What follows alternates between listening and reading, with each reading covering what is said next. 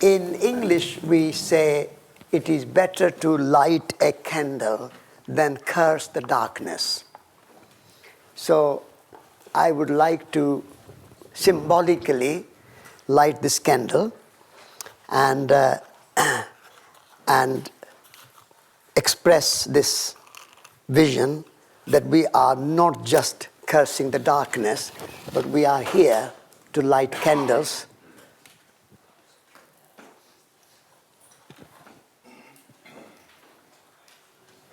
If we can light the candle. Yes. It's only a small candle and a small light, but it will grow. So before we begin further proceedings, I would like to invite you for a moment of silence. And in this silence,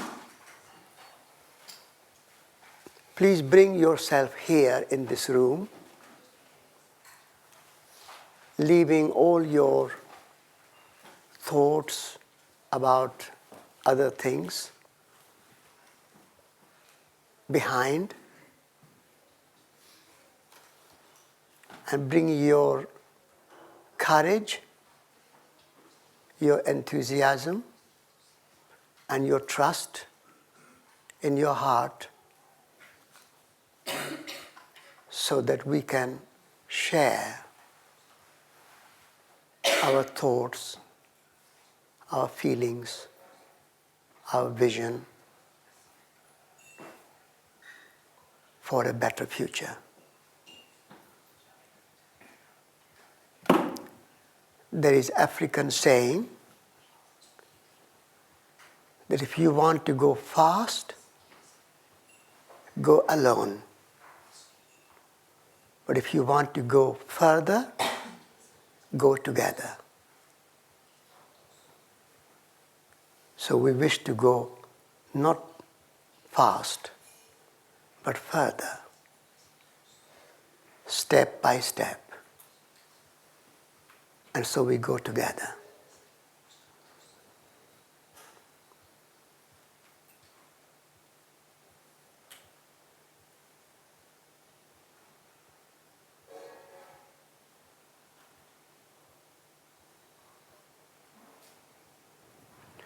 Thank you. It is a great opportunity and a pleasure for all of us invited people with common sense to be here with you in this beautiful island. And so we would like to begin this beautiful gathering together with a beautiful song. And that song will be sung by Bea, and it's a beautiful song, so I invite Bea to sing the song.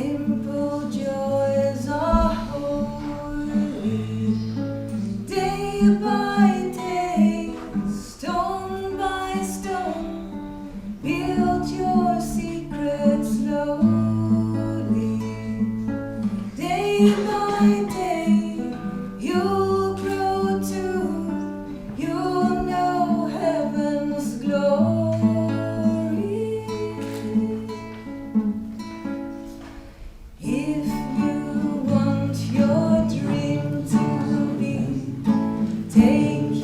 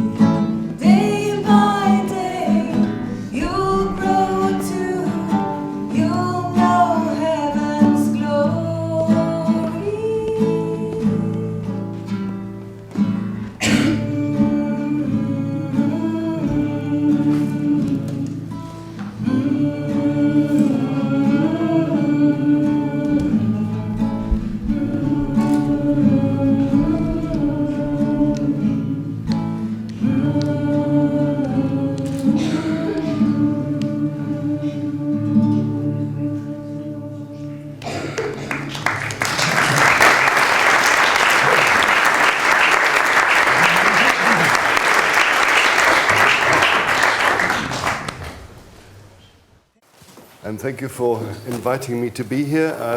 Satish and I have spent quite a lot of time together in quite a lot of conferences in the past, and I'm delighted that once again we are together in the same room and discussing very important issues, because certainly when you look at what is happening to the world at this present time, where every day we don't know what the next day is going to bring in terms of the changes to the financial system, then clearly you see what this could mean to Mallorca as an island, because in a sense we don't currently live in a civilization. I'd say we live in a mobilization. And that is the mobilization, first of all, of resources of all kinds, and particularly fossil fuel resources. And those resources make it possible for us to be completely different in the way we relate to the world than we've done in the past. Distance is not an issue any longer. We travel across the world, including to Mallorca. In some ways, Satish and I shouldn't even be here, really, because we all say we shouldn't be burning fossil fuels, and that obviously is a key issue when we look ahead to a sustainable world. How can we wean ourselves of fossil fuels? And that certainly relates directly, of course, also to the economy of this island, being so, as we already heard, utterly dependent on tourism and the mobilization of people across continents, certainly from Europe to Mallorca. Every year, 12 million people coming here. So that, we've already heard, has completely transformed the economy of this island. And now the time has come to think about resilience once again, as the financial crisis, together with peak oil or peak tourism, I've already heard, or I'd say peak mobility, is beginning to change the parameters under which we have to act and think. And not only that, but also the question of, the legacy we are leaving to future generations. If you imagine the melting glaciers across the planet, causing changes to sea levels, which will not only affect the major cities of the world, but very much also ultimately the future of this island. So the question of how we create a new kind of resilience is really of critical importance in discussing the future of Mallorca itself. And that is, I think, where we need to not only look to the past in terms of reconnecting the villages and the settlements on this island back to their landscape, back to the sea, but also to look ahead to new opportunities that arise out of scientific and technological development. I would like to suggest one point that perhaps hasn't been made yet, which is that in the past we've learned about harvesting from the land, harvesting from the sea. I think now the time has come also, in addition to that, to learn to harvest from the sky as well. Now, plants, of course, do that through their growth. All the trees on this island harvest sunlight, harvest rain, harvest the fertility of renewable energies of this kind. But given the fact that we are living in a modern world, we're living in the 21st century, we also now, I think, need to look ahead to actively harvesting energy from the sun as well. Now, there's been a lot of discussion in recent years about, okay, so we're running out of fossil fuels. What are we going to do instead? Okay, we're going to plant crops to feed the cars that we travel around, and even the airplanes and so on. That is simply nonsense. Imagine, in the past, our families might have had 1 or 2 horses to help us plow our land, to take us around and so on. Well, today we have vehicles with 200 horsepower. So how could we possibly harvest enough crops to feed the vehicles that allow us to travel around? It is simply nonsense to assume that when we run out of fossil fuels, let us use the crops of the land to allow us to continue our mobility. What we can, however, do is to look at the energies of the sky, and that's wind energy and solar energy, to begin to help us to, on the one hand, lead relatively modern lives, because we all want to now be in touch with each other across the planet. We are all tied into communication systems that we cherish, because on the one hand we want to live in communities, but increasingly now all of us also part of networks, and those networks are today possible in part because we have access to electricity. So let us not simply say, okay, let's give up all of that, but instead let's find a sustainable way in which to supply the energies that make a modern way of life possible. Now, as a result of technological developments, there are remarkable new opportunities for doing this.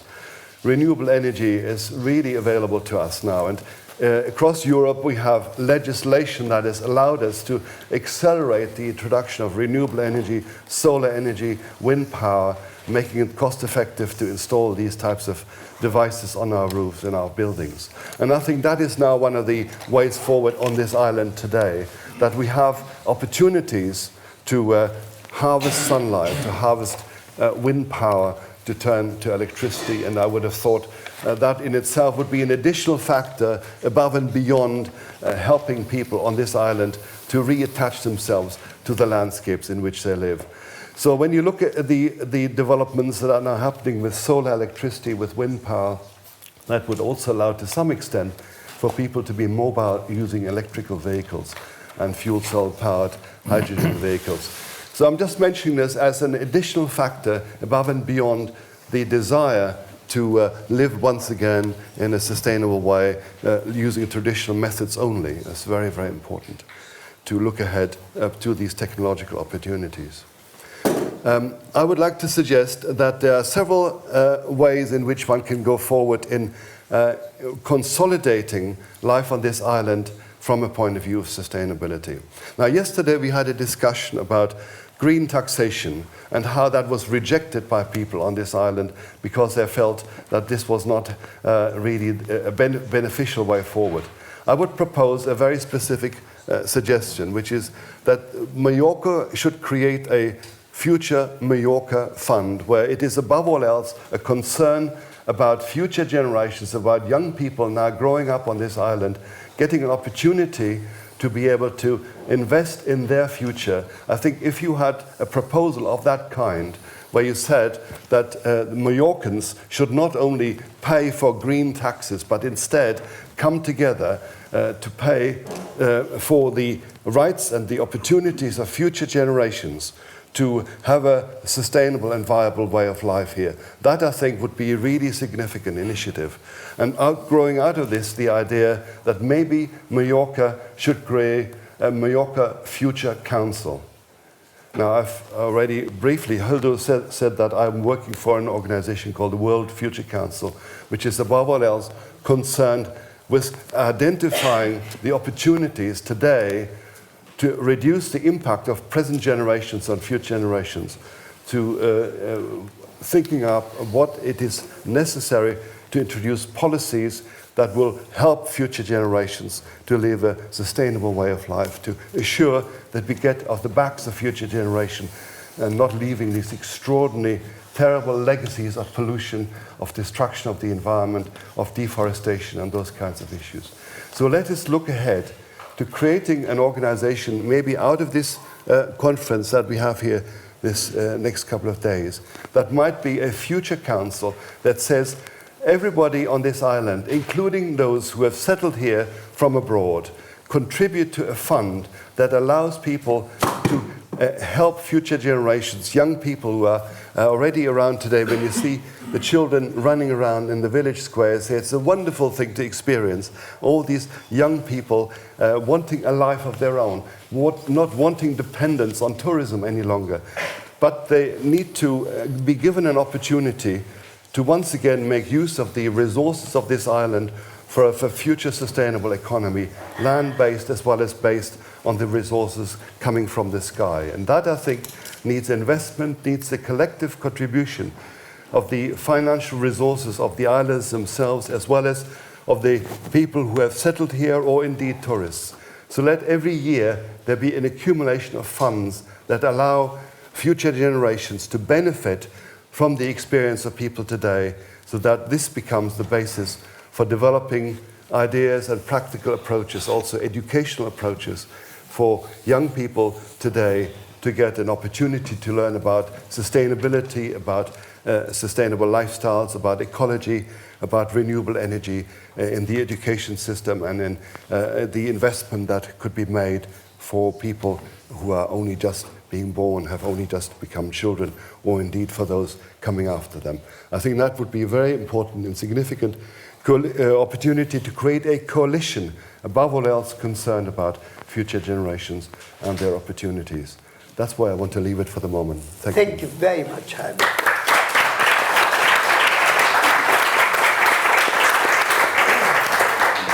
thank you, Herbie, for this making very practical. Invite Susan George to speak to us for 10 minutes.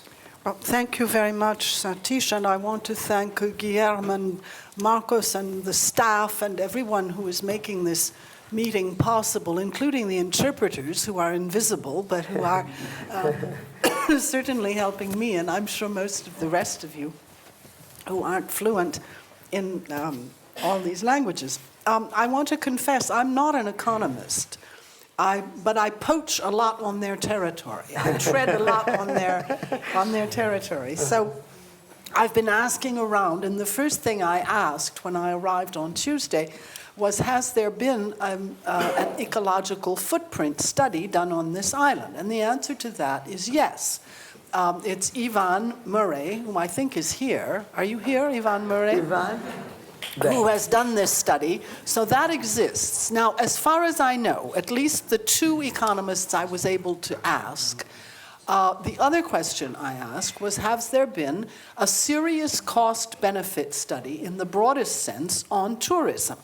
In other words, has anybody really costed the imports of food, of energy, of water, or of desalinating water, of waste treatment, of the golf courses in terms of water, and in a more abstract way, the contribution to CO2 and other greenhouse gases, or simply the degradation of the landscape, which is difficult to cost, but there are ways to do that. And as far as I know, the cost-benefit study has not been made. Now, I have also heard that it is quite possible to pay somebody in Bournemouth or Frankfurt 100 or 150 euros or 100 pounds to spend a week here. Now, this seems to me not possible, and most of the money does not actually benefit Mallorca.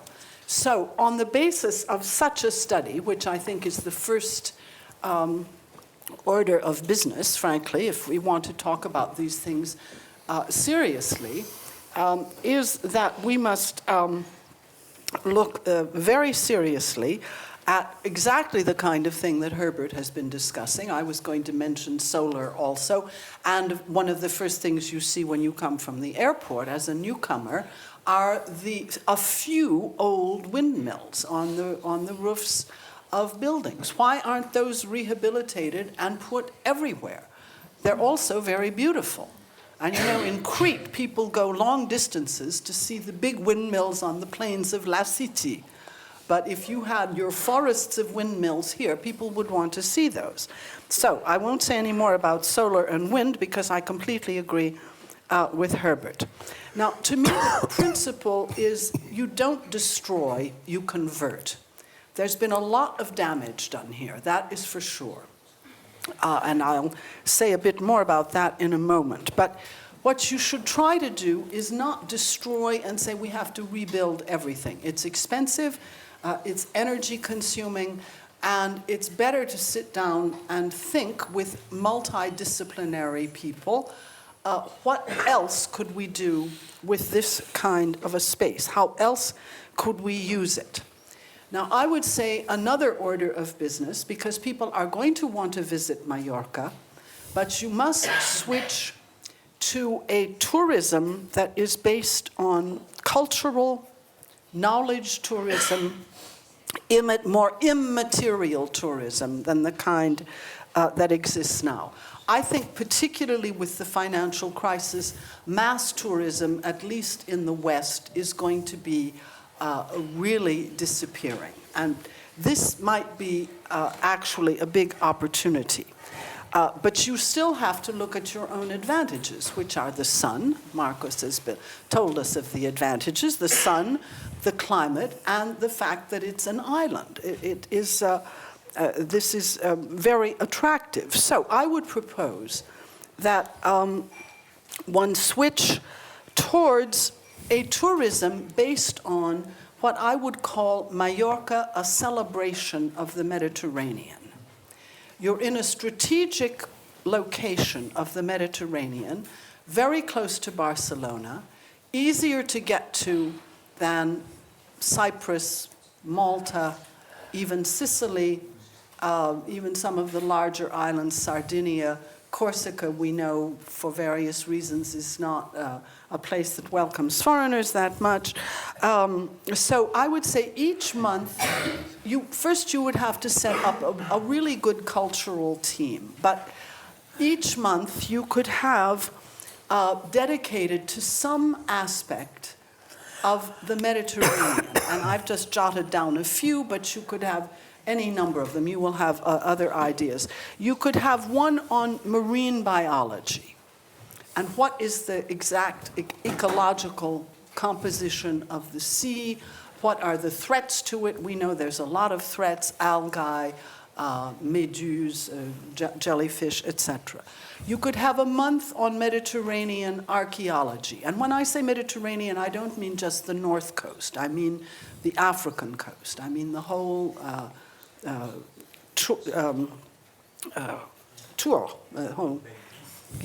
Basin. The whole basin of the Mediterranean. You could have one on navigation and travel in the Mediterranean since the time of Ulysses. You could have one on ecological technology that has been developed locally to deal with heat, with air conditioning in natural ways, which are quite different depending on where you are, but there are different ways in North Africa from here. You could have one on food, one on flora and fauna, one on literature and poetry. I mean, you make your own list, but this kind of cultural knowledge, immaterial tourism with events in different places where people would want to gather, but it would not be mass tourism from Bournemouth. Now, you can accuse me of being anti-democratic. I don't think culture should be anti-democratic. I think it should be open to everyone. And I think that we would find that many people would want to do this. My point is, you can't just say we're going to stop tourism right now because this touches too many livelihoods.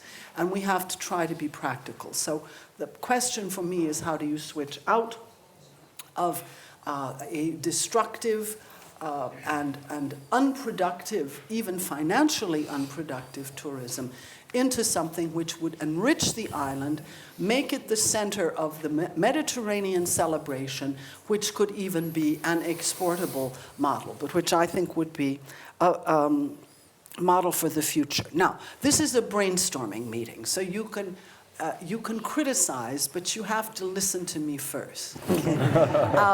I think there's two places from what little I have seen that really need a transformation. As I said before, don't destroy, but rethink the space and how could this be converted. The first is the airport. I know that you joke that Palma is not a city with an airport, but an airport with a city. And I think with my model, if we can do that, and if people think locally that that's a good way to go, there will be far fewer planes coming in, and I like the idea of bringing people with balloons. But I would say at least a part of the airport, and one would have to study this closely because the space, I don't know how it's distributed now. But you could make something there that I would call the eco-pays, the eco-land, where you could have all kinds of exhibits, permanent and temporary exhibits, interactive exhibits with the latest technology, equipment, about everything for having an ecological future. I actually have a friend who has developed this kind of a concept for a space in another country, which is not an island, which is Switzerland, but who has a ready-made study on this sort of thing. I won't go into any more detail, but it seems to me that that would be a very good place to have a center which could be the sort of nerve center of an ecological transformation. And yesterday, David Avril, who is here, where are you, David? He's here, was kind enough, he's been my nanny since Tuesday, David, and he was kind enough to take me, I only have 1 more minute, so I'll go really fast, to this area, which some of you may not even know. Alice told me she'd never been there, which is Magaluf and Palma Nova. Okay, I said I want to see the worst, right? I know it's beautiful, but I don't want to see the best. I want to see the worst. So that's where we went, and you all know this area. And I thought, there's this highway that cuts off this peninsula right across the top, and where are we? I mean, we're on this tiny, tiny piece of peninsula right here. And that's a concentration of the worst. So I thought, why not? Here's where it is on this map, just this bit of land there, all cut off with a highway. You could just sort of make a scissor cut straight across. And that's the second place that needs a total rethink and transformation. But since it's totally overbuilt, what could you do with it? Well, now here's where you can be critical, but you have to listen to me. Who now in the world has any money to do anything? The Asians. That's it. The Japanese and the Chinese are coming up. The Chinese have got about $1 trillion, and Indians too, but they have a little less in foreign reserves. And you'll see the importance of foreign reserves. The Chinese have got $1.5 trillion in foreign reserves. They don't know what to do with them. They don't want to buy more U.S. Treasury bonds. So I am suggesting that you just not give that part of your island to the Chinese as an enclave, as a kind, now you can criticize later, as a kind of Guantanamo Bay, but that you charge them a fancy rent for it. They have a cahier des charges. They have a list of specifications. They have to deal with the energy conversion. They have to deal with the petrol dependency, the food dependency, and so forth, but it's their problem. And what is going to fund Herbert's project of the Future Fund is going to be the $200 or $300 million or 500 or euro rent that they are going to pay. So, I mean, what I'm saying is that we have a problem of financing the kinds of things that we want to do. And the eco tax, Herbert has mentioned, we've learned that, this was refused by the hotel community. Okay, we have to take into consideration who actually has the power on this island, and this is something that you know about more than I do.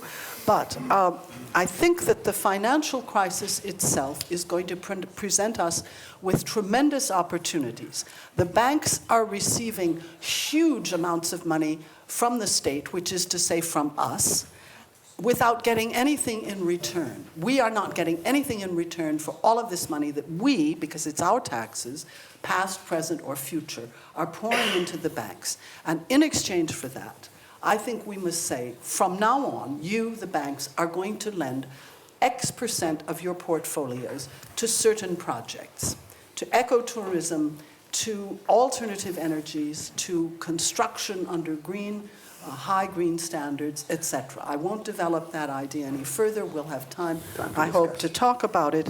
But we do have to think about alternative ways of financing. So one of my ideas is the enclave. Just cut that bit off, and you won't miss it, I assure you.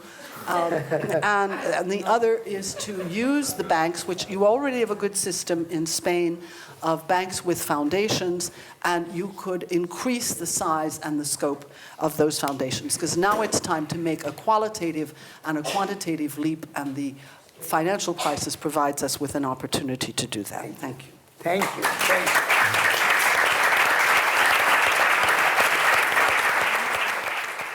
Now I would like to invite Jose Bove to speak how his experience of agriculture could be relevant to a place like Mallorca in terms of agriculture and food.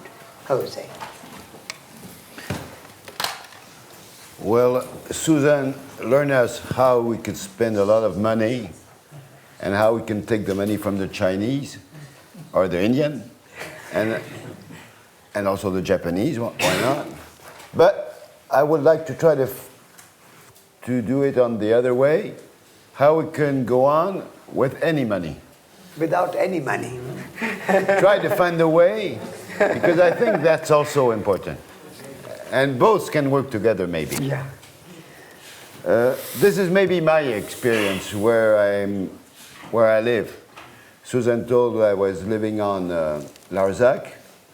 And Larzac, so I have sheep, I'm farmer since 32 years there. But this place is a special place because we have been fighting to keep this place. And this place had been transformed in a military camp. The army wanted to take our land to make a military camp for testing bombs and so on. And we were not very much, we were only 100 families there. And the families decided to say, well, we have been always living here.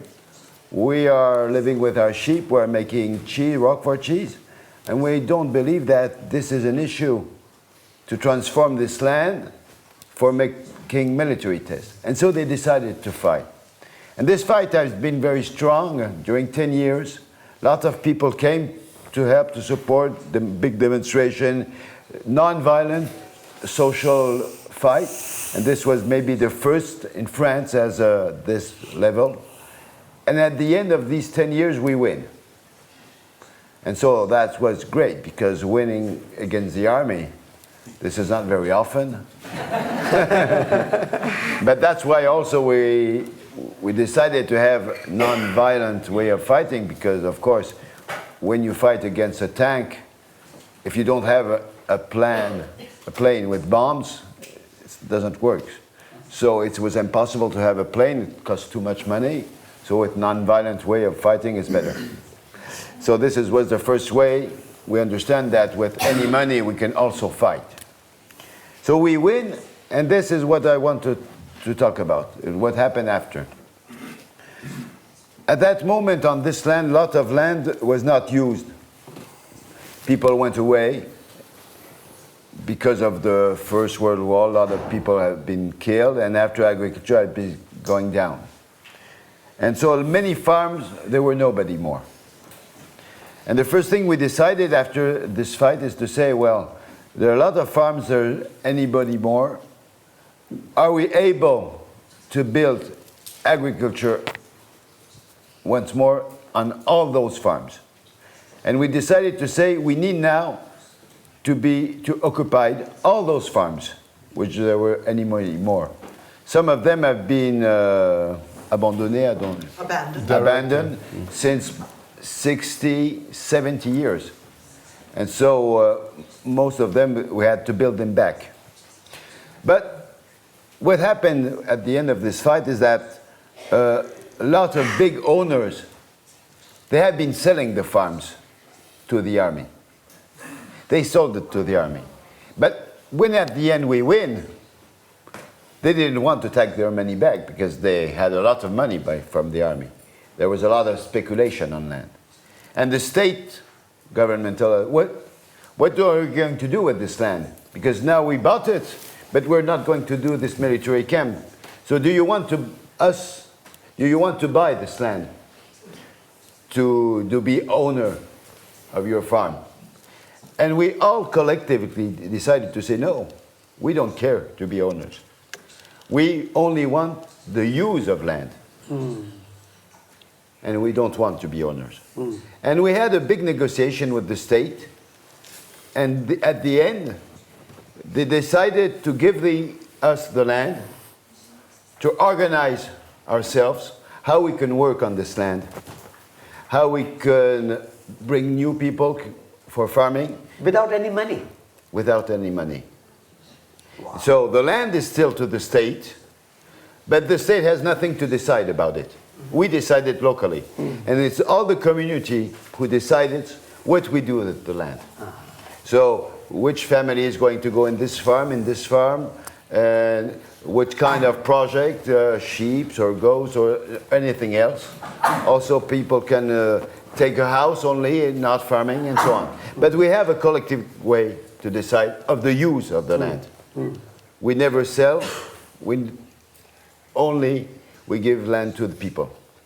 and they try to do what they can on these farms. And this works since now, the beginning of the 80s, so almost 30 years this works. Yeah.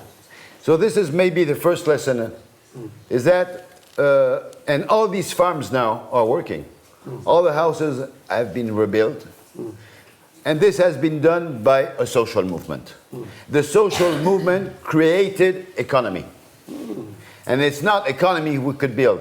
Because if we were in the traditional way, instead of having 10 farms, we shall have maybe 2. Because you need a lot of land for growing in the industrial way. We selected mostly farms who are transforming directly at the farm the milk and cheese, who are making, selling directly meat on the markets, and so on and so on. So the people who decided to come, they decided to come because they wanted to be in the social movement.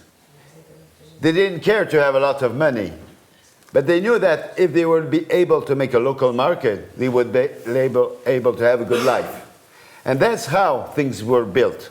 So the social movement was before the economic issue. And that's, I think, a lesson. So maybe this could be also something interesting for here. The problem of land is very important. The fact that more and more land is taken by speculation, this mostly on the coast, but also inside of the country. I'm here since only yesterday, but I believe I discussed with some people, lots of speculation. Land is getting with very high prices, and people take pieces of land for building houses. So maybe we can have a collective reflection and action about this speculation. To say, if somebody wants to farm, he should be the local power, the local community should say, they have priority on building. And agriculture is a priority. Because if we still go on like this, there's going to be no more farmers and no more land less. Even if we want to change the way of going on, where are we going to find the land if all the land is taken by building and houses? And so this is really a problem. So we have to say that land for agriculture is a priority, and no more land has to be taken now from building and speculation. If I say speculation, it's very important too, because I believe that in your movements, lots of young people would say, okay, we want to farm again. We were not farmers, or family were maybe not farmers, but we believe that we can farm. But okay, why not? But how are you going to have the land? It's impossible to buy the land, and you're not going to buy all the lands at the speculative price. So you need to find and to have a negotiation, maybe with the local powers, with the owners, say, okay, give us the land for farming, because this is a project to have a new way of living in this country. So this is the way by negotiation. If it doesn't work, maybe we have to be maybe a little bit rough and occupy the land. Non-violent action. Non-violent action, always. But non-violence is before action. I don't know non-violence with not action. That's right. And the Mahatma Gandhi was there. Yeah. So maybe we can, it's important to say, okay, if we want farmers to be going on, we need land. And if you don't accept to negotiate a way of sharing land for agriculture, we make occupation, symbolic occupation, and some young farmers go on land. Maybe there are some very bad owners you want to go on directly. So this is a strategy of action, negotiation and maybe occupation for making alternative agriculture. So this is maybe the first thing. Need land for young people. This is the first thing. And the second thing I would like to discuss, and we can discuss of this after, is what is the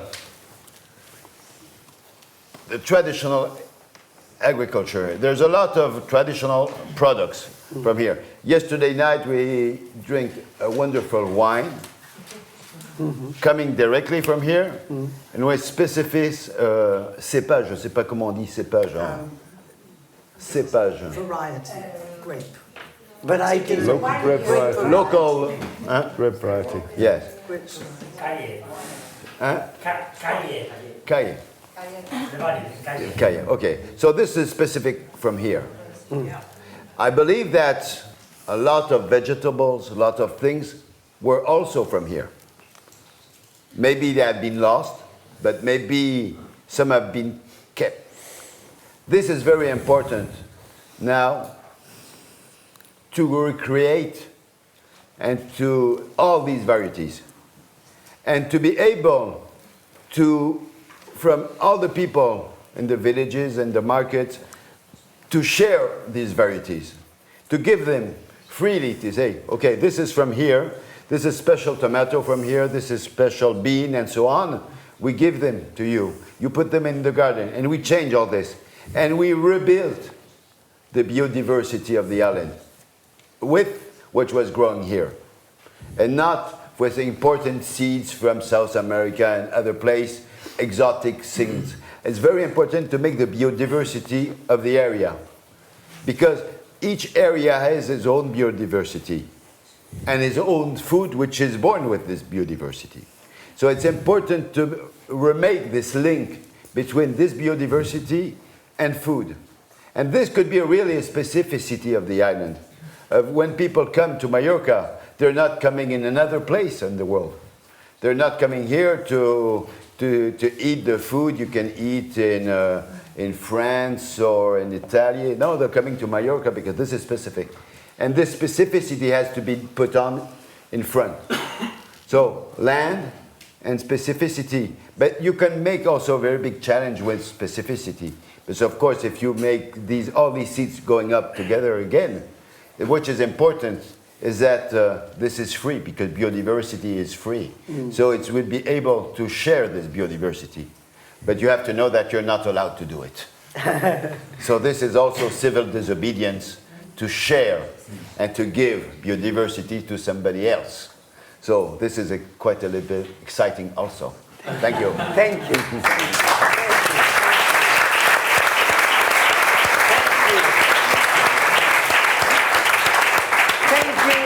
Jose Bove for wonderful, inspiring us to take action and not just passively, non-violent action.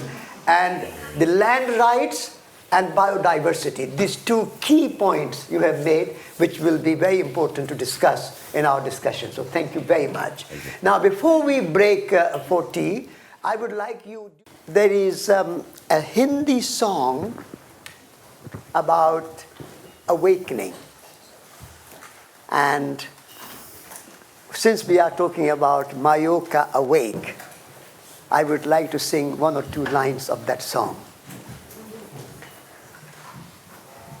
उठ जाग मुसाफिर भोर भई अब रैन कहाँ जो सोवत है उठ जाग मुसाफिर भोर भई अब रैन कहाँ जो सोवत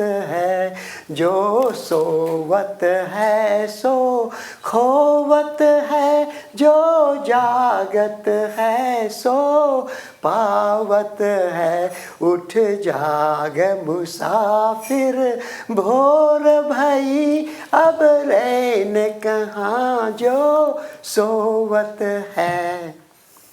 The meaning of this song is that, oh traveler, and we are all travelers, we are all on a journey. So, oh traveler, wake up, it's morning, it is no longer night. And why are you asleep? The divine is awake and you are asleep. That is not the way of loving. When your beloved is awake and you are asleep, that is not the way of love. and so wake up.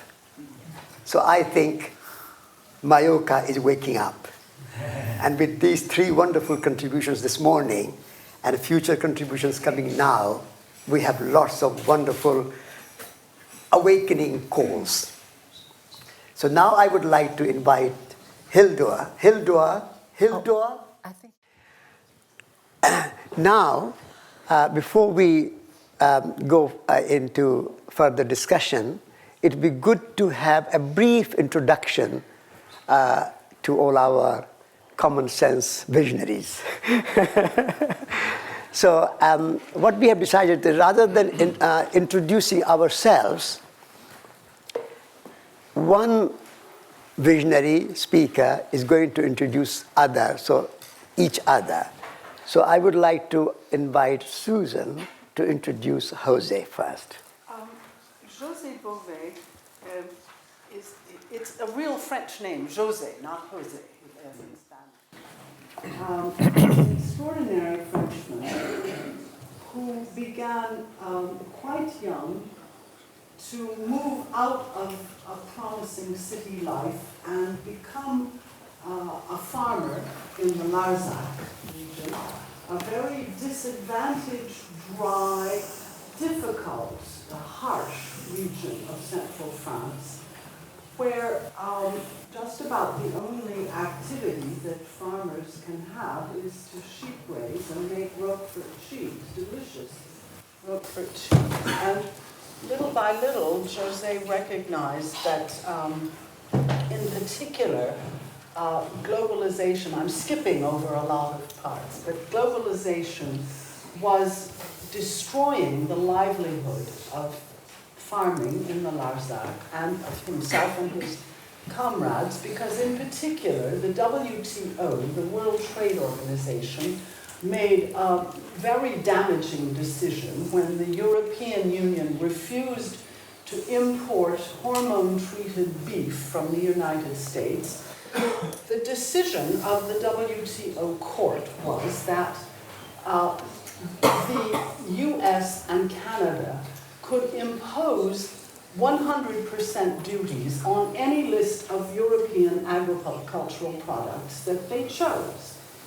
And among other products, they chose Roquefort cheese, which was totally unjust because the farmers of the Larzac had nothing to do with hormone-treated beef, with the WTO, with anything. But they were penalized and immediately lost about half of their market, or a third of their market, because North America was, the price had been doubled. So, José joined the Small Farmers Union very early on, called the Confédération Paysanne, and he began actions to call attention to what globalization was actually doing to people. And he did this once by dismantling a McDonald's that was under construction. The gendarmerie, the police had been told this would happen, and he was arrested, and he has been several times in prison. He has paid for his beliefs by going to prison because he has also been in the very forefront of the struggle against genetically modified organisms. And he is an iconic figure in France who is completely well known. He is a spokesperson, but remains a very simple spokesperson for farmers, but also for all of the alter-globalization forces in France. And I'm very proud to have been part of his support committee when he ran for president of France in 2007. So José is a man of conviction, he is a man of thought, because he has also written books, and he is not just content with action, but it's informed action, it is thoughtful action, it is nonviolent action, and it is collective action with others. So he is extremely well known in France, but he doesn't confine his activity to France. He has also been active in any number of struggles, particularly farmers' struggles, particularly struggles against genetically modified organisms. And he is a man who is now going to run for the European Parliament next year, because he believes now is the time that politics can also bring something to our common struggle. So I'm very proud to present Joseph Bové. He is his friendship. Thank you. Thank you.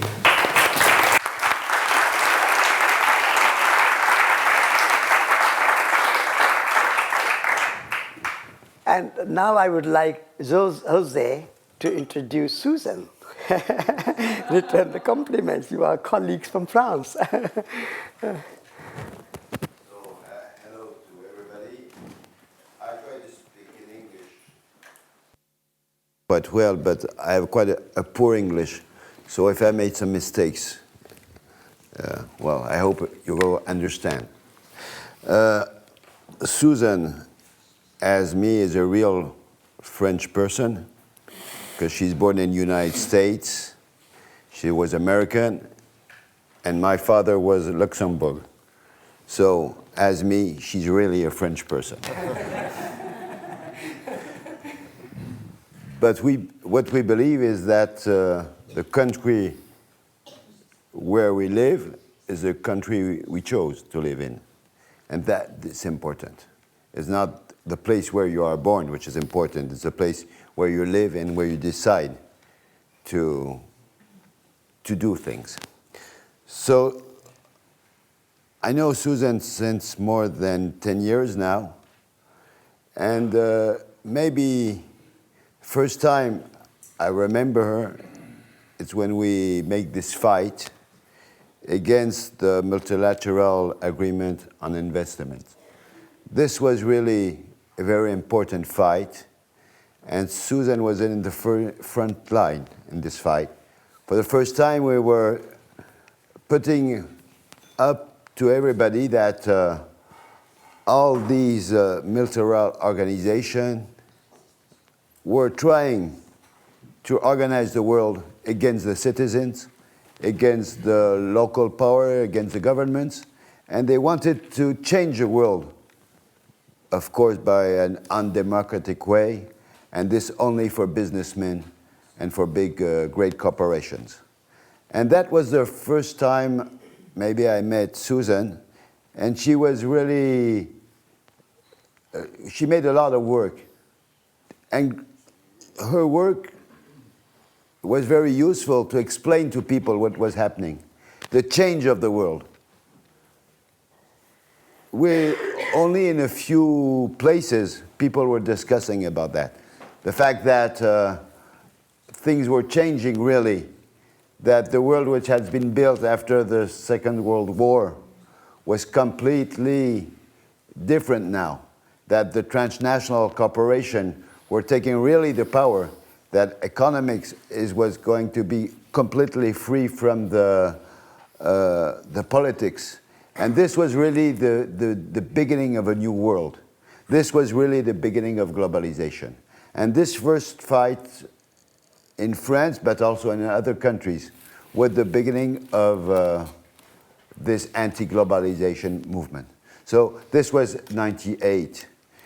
And of course, at the same time, Susan took a very big part in the building of ATTAC, which is the movement against globalization, which was the first big international movement. It started in France, but it's now in other European countries and also in a lot of other countries out of Europe.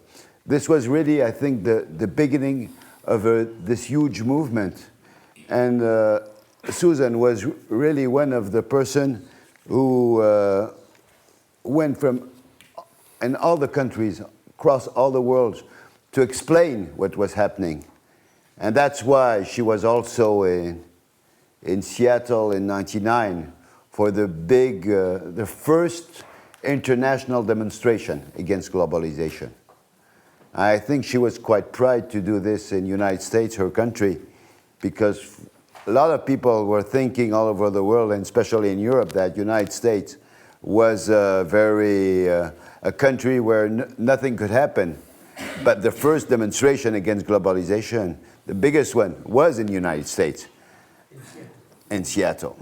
So this was, and for me, when I had to speak in a meeting, I was quite afraid to speak there because Susan was just downstairs there and she was looking what I was saying. So I never told her that, but I was quite afraid to speak in front of her. So I had my cheese with me, so I was saved by my cheese. I was very proud to help you pass it around. Yeah. So that was the first time, and since these, so that's 10 years ago, we fight together all over the world. She has been also each time in the mobilizations, of course, in the International Social Forum, the World Social Forum. This was important. We were together in Porto Alegre, and I believe we're going to be next year maybe in Belém also. And all these movements are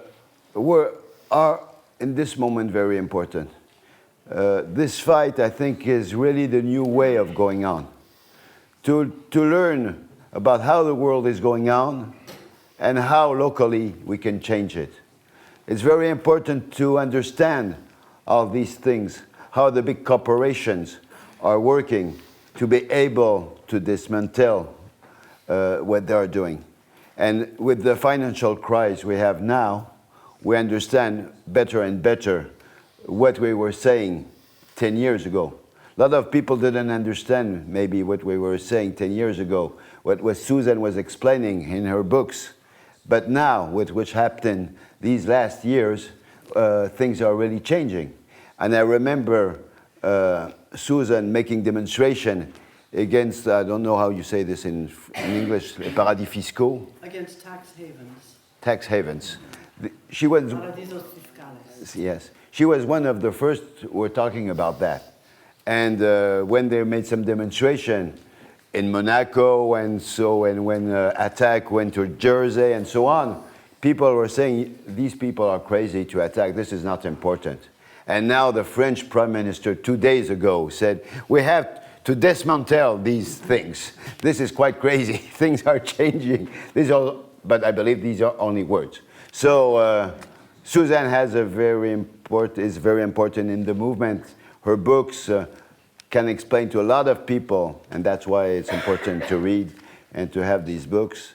And so I'm very happy to be here with her. Thank you. Thank you.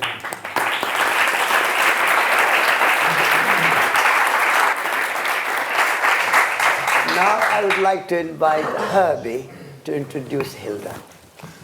Yes, so Hilda Jackson is over there, and she has been somebody who has for many years, above all else, concerned herself with the creation of eco-villages. Now, if you look at Mallorca, the villages of Mallorca have grown out of the landscape, have grown out of the riches of the sea. Some of them have grown a little bit also out of piracy, I suppose. But certainly the villages that we see scattered across Europe and the rest of the world, above all else, have grown out of landscapes. And when you look at human settlements today, they're very much products of globalization, of global trade, out of using fossil fuel technologies of various kinds. And it is time, once again, to re-inhabit the world in the true sense of belonging to the landscape in which villages can grow and have grown in the past. And this is really, above all else, what Hilda has concerned herself with many years of her work. In the 90s and the early 80s, in fact, she started the Nordic Alternative Campaign out of concern about development going wrong with industrialization and fossil fuel-dependent urbanization being the primary driver for change in the world. And so she brought the scientific community together with the growing grassroots community to try and get sense into people's heads to find a new approach to development. But following from that, she started one of Europe's first new eco-villages together with Ross, her husband, who is next to her there. And they have been leading lights in this movement of eco-villages ever since then. Bringing the groups of eco-villages together in conferences. I met her at the UN Habitat Cities Conference in Istanbul in 1996, where, unlike many of the mayors and the people, the bureaucrats who run big cities, there she was with the Eco-Villages project, really persuading people that there's another way of trying to initiate settlement development other than simply going for large-scale urban development. So this has been very important and has really influenced also people making decisions in cities as well, because they realize that unless there's a sense of belonging in which people can be part of communities, we are not going to create the right conditions for human living in the future.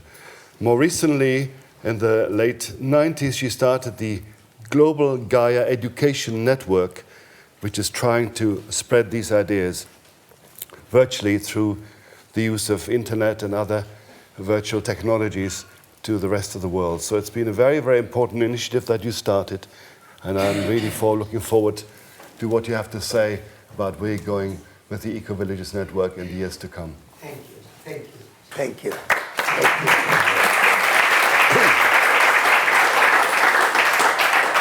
Now I would like Hilda to introduce Hadi, please.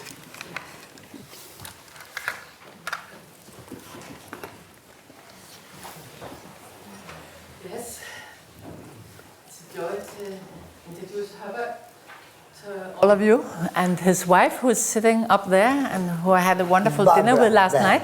Yeah. Barbara's. Yeah. And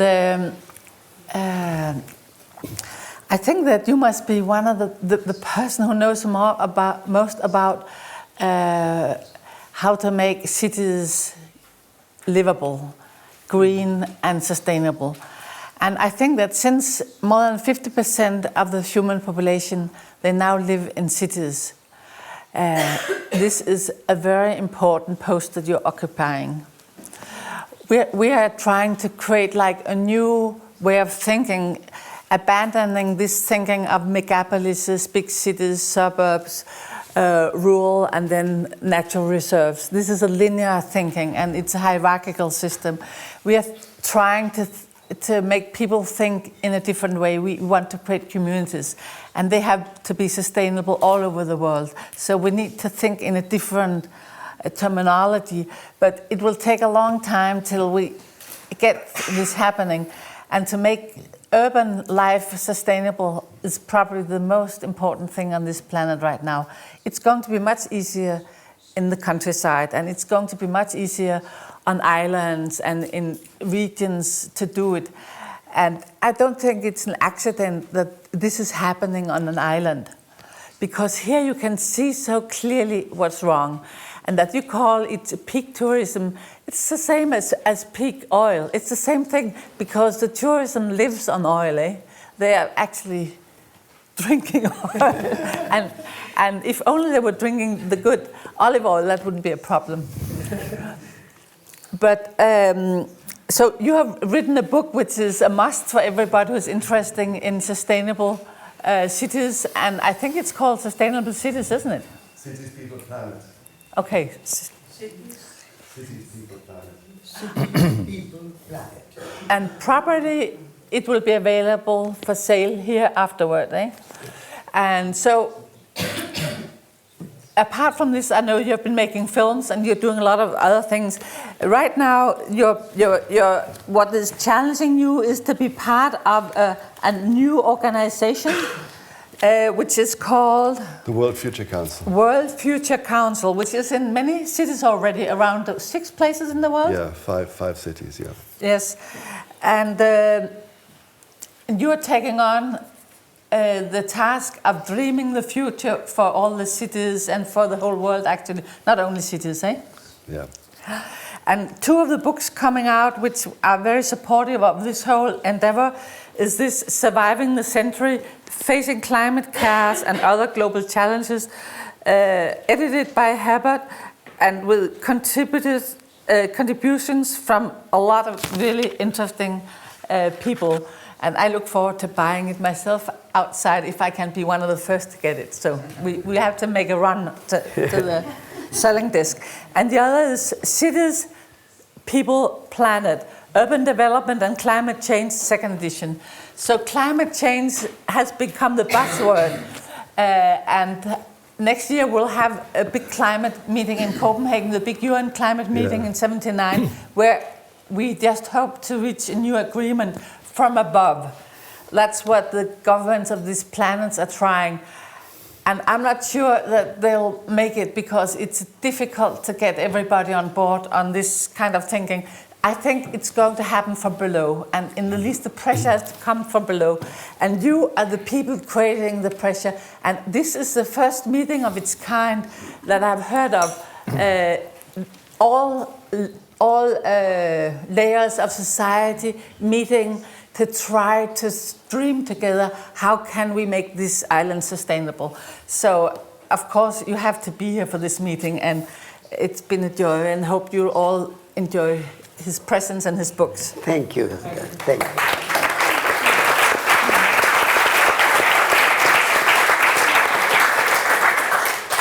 I would like to introduce Ross Jackson, and to some extent, the story of husband and wife working together as a team and engaging themselves is a wonderful example for us to emulate. So that's introduction to Hilda and Ross go quite together.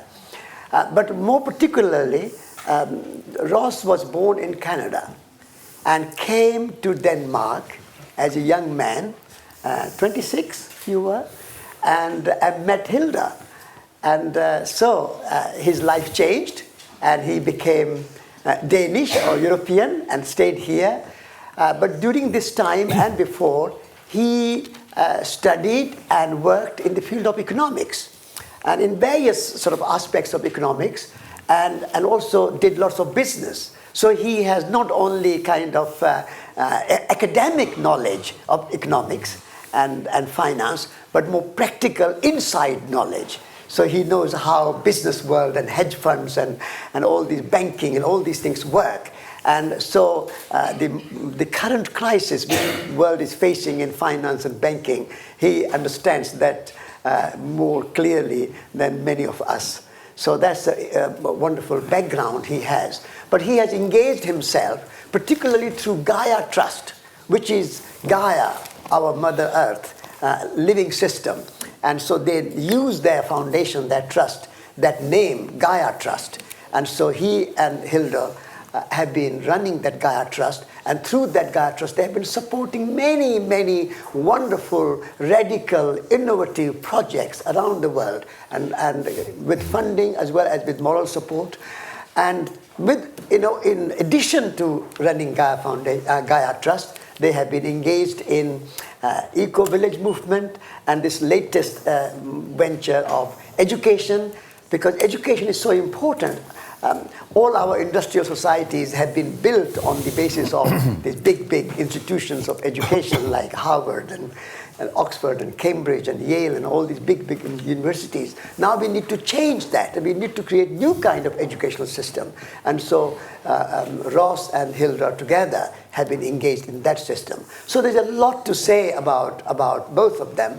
And so this is a brief introduction. So it's delightful that Ross and Hilda, both of you are here. Thank you. Thank you.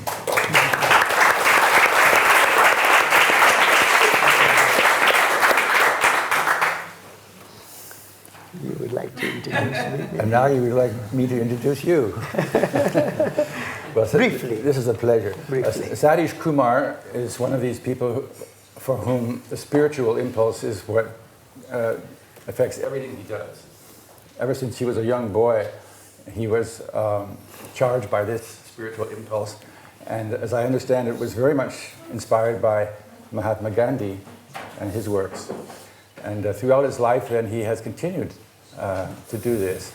He is perhaps best known as being the editor of Resurgence magazine in the UK, which is one of the leading English language magazines dealing with ecology and spiritual matters.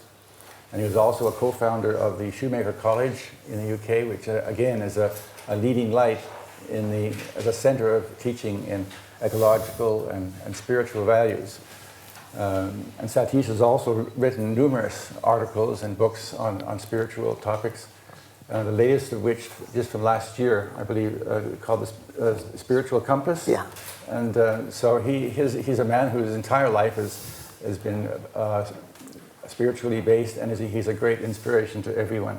So it's a great pleasure that you're here, Satish. Thank you. Thank you. Thank you.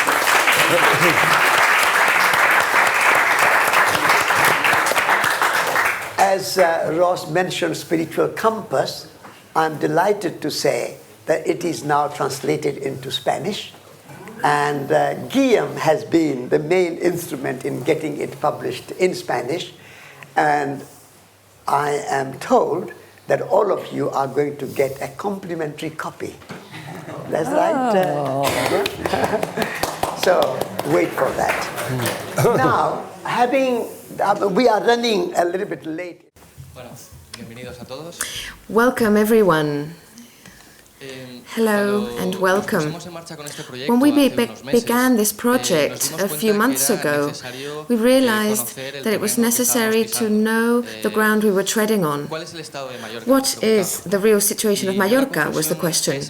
And we concluded, or rather the conclusion I have reached after questioning many people, investigating and researching, I have realized that there are 814,000 Mallorcas.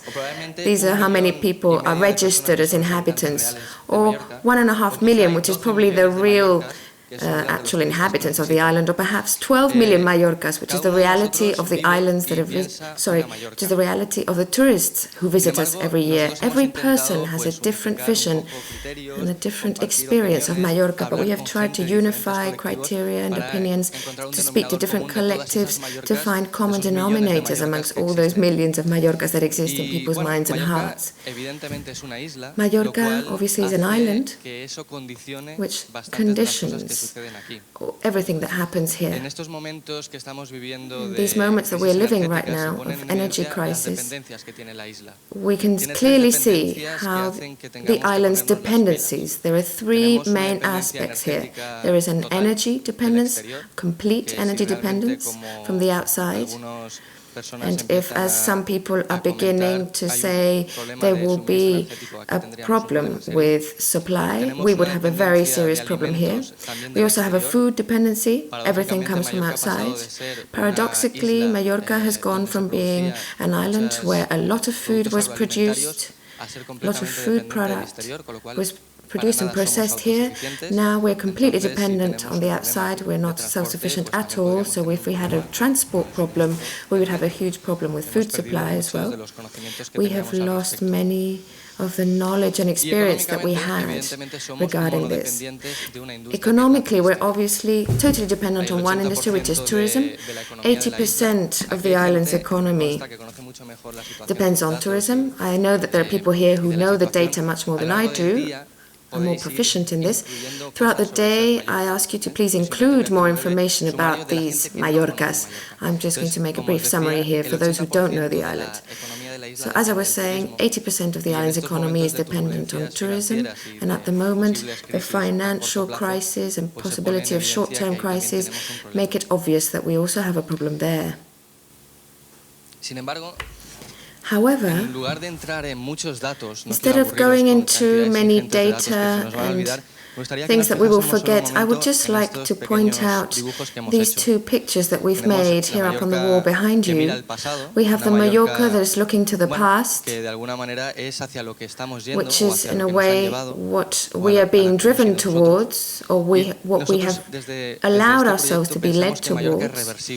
What we believe is that this is reversible. This can be turned around. This is our reference point. We can turn it around and look towards the future, into which we can recover many things from the past that have been very useful and necessary, and combine them wisely with future tools to make a sustainable society. I will go into some detail into the issues that allow the island to perhaps be resilient. I don't want to go into negative details. We all know them. We all read the papers. We all know and are in contact with various informations. But I would like to go over some of the positive aspects that can help Mallorca be resilient. This word, resilience, in some circles such as engineering, is very well known, which is the capacity of a system to take a blow, learn from that blow and go further. In psychology, they're starting to use this when somebody suffers a shock, their capacity to bring themselves together again. How can that person get over that shock and go further? That is resilience, and that's one of the pillars of this project. The factors the things that affect Mallorca, that are the truths of Mallorca that we can hold on to try and go into new good direction. There is a past of self-sufficiency, independence of the earth, traditional knowledge, which is still close in time. In the inside of the island especially, many people still know a lot about agriculture, artisanry, fishing. That knowledge is there to be recovered still. There is a conscience of the limits that we have because we're an island. It's very clear where our limits are. Everyone's began to understand that the unlimited continuous growth model is impossible because the coast here is telling us that we cannot grow any further. So that's an interesting element that we can look at as a positive one. It's true that hoteliers, business people, politicians, even if they don't dare admit it, they do realize that things are not going anywhere. If they're going anywhere, it's to a bad place. And even though there's many people who don't dare say that aloud, it is common knowledge. Mallorca used to be known as the island of calm, slow philosophy, and we still have some symbols that remind us of this. The little fishing boats, the baskets. We have incredible sunlight every day. What is the point of producing 99% of our energy with fossil fuels when we have sun on our heads every day? Or that we want to connect a cable between the peninsula and the island? What is the point? The distances on the island are quite short.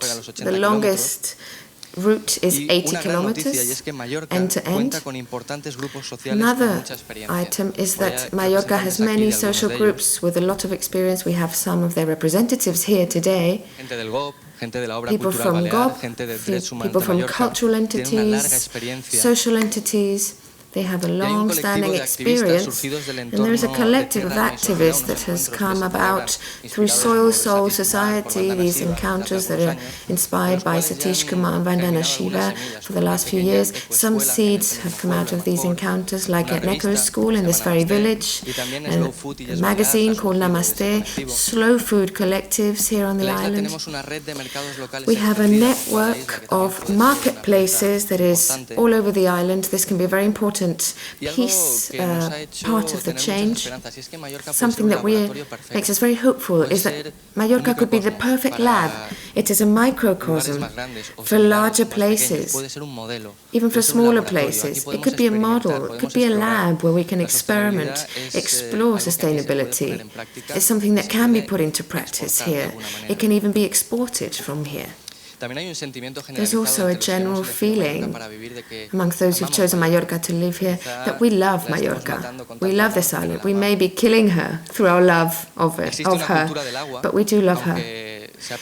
There is a culture of water which has been somewhat lost, but the Arab world left many good things, including the irrigation systems and a good water retention system, channeling system, the wells, the big water depots. There are many windmills that used to be used to obtain water, to bring the water up from the earth, but are now unused, and these could be recovered. There is a tradition of simple food, seasonal, very much connected to the land, and this would be a very good tool as well. I wanted to give you this brief introduction, focusing on the positive aspects, what we can hold on to change the situation, which is complicated. Let's try to forget for a moment that this is a difficult situation. Let's try to dream, to redesign the island together. Let's get over the little obstacles. Let's not limit ourselves before the limits come. Let's have fun. Let's explore. Let's do things. I think with these ingredients we have a lot we can do. There are many things we can do. That's all. Thank you.